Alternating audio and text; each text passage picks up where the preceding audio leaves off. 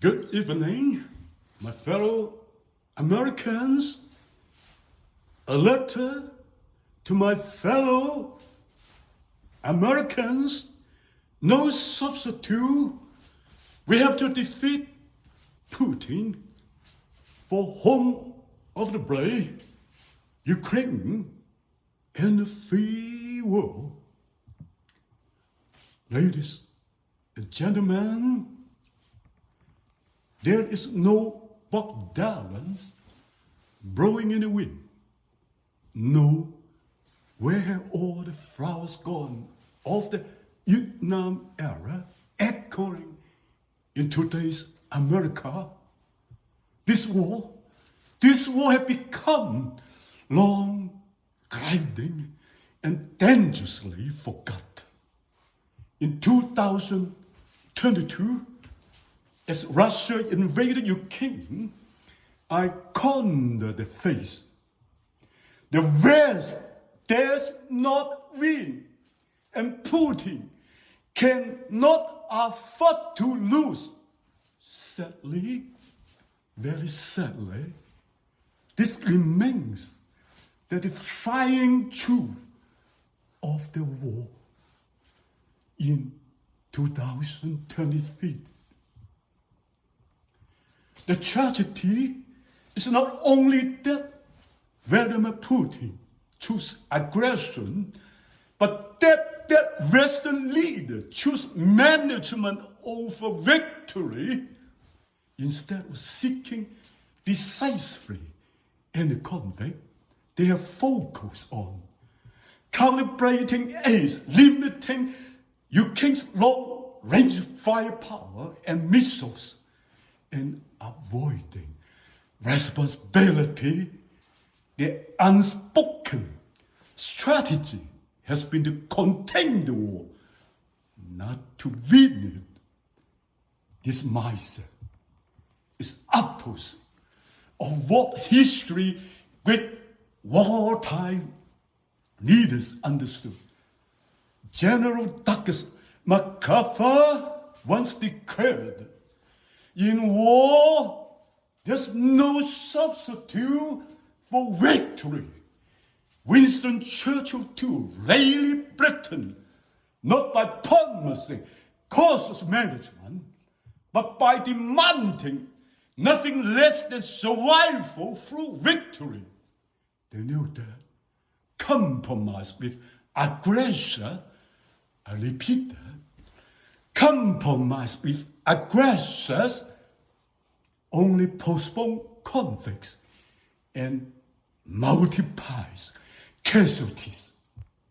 Yet, today, our leaders speak as though stalemate is good enough.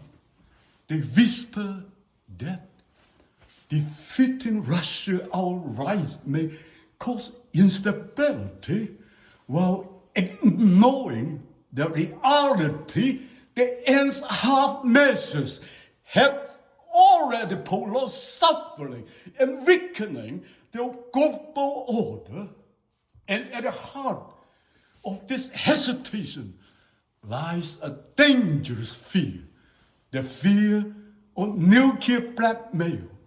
Putin rattles his nuclear saber, and too often the West falls silent and scared. But let us be clear. Let us be clear. We must not be extorted by Putin with nuclear weapons to yield to such threats. It is to surrender the future of every free nation, for it teaches tyrants that nuclear intimidation worsens. For Putin, the stake remains absolute. He cannot afford to lose, because his defeat would threaten his regime and Russia's standing. That's why, despite sanctions and battlefield losses, he persists, sending thousands, 10,000s, even hundreds of thousands of Russian soldiers to their deaths, unmoved by the value that kind of free societies like us, American society, British society, French society, the value of human life in Putin's mind is different and indifference. Thus, the war drags on. One side dare not win, the other cannot afford to lose. Millions suffer while the world watches a managed